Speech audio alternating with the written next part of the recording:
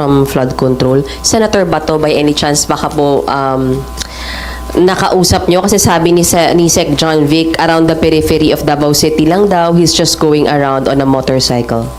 Ang problema kasi kay Senator Bato, wala naman tayong official na warrant of arrest coming from the ICC. Kaya, okay, unang-una, it doesn't make sense to me na nagtatago siya. Hindi naman siya wanted eh. I don't know, nasaan yung warrant? Ano lang, sinabi niya sa atin na mayroong warrant, pero wala tayong nakikita. Unless, si Senator Bato mismo, nakita niya yung warrant of arrest niya. Kaya siya nagtatago. But as far as you, me, or I, are concerned, wala tayong alam na mayroong warrant of arrest eh.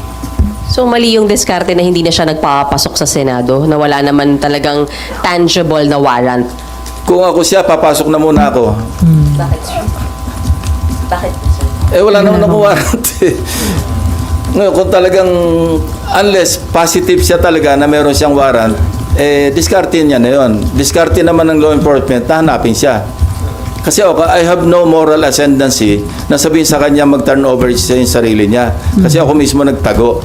Yun ang tinatawag na moral ascendancy.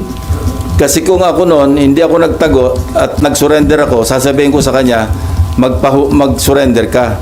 I cannot tell him that. Yan ang sinasabi ko kay Senator Amy eh. Magkaroon ka ng moral ascendancy bago ka mamuna. Bago ka mag-advise. Sir, wala nang communication, hindi na po kayo nag-try since yung last year na. Hindi ko siya ginrate ng Happy New Year eh. At saka Merry Christmas. Nakalimutan ko eh. Pero Gigiritin ko siya ng belated. Pag sumagot, sabihin ko sa inyo.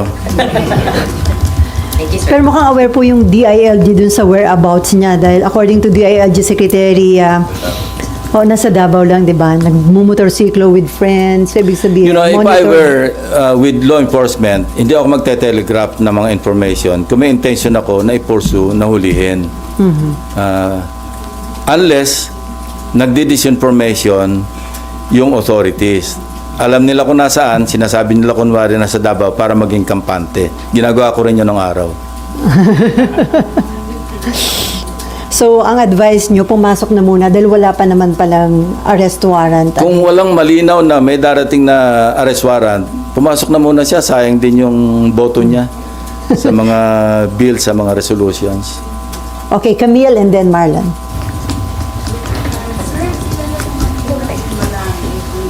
Nasaan na yun? Si Camille Balagtas. Walang, nasa ng microphone. Ayan. Sir Camille Balagtas po. Sir, alam naman po ng marami ever since ng panahon pa ni GMA, masyado kayong critical pagdating sa corruption.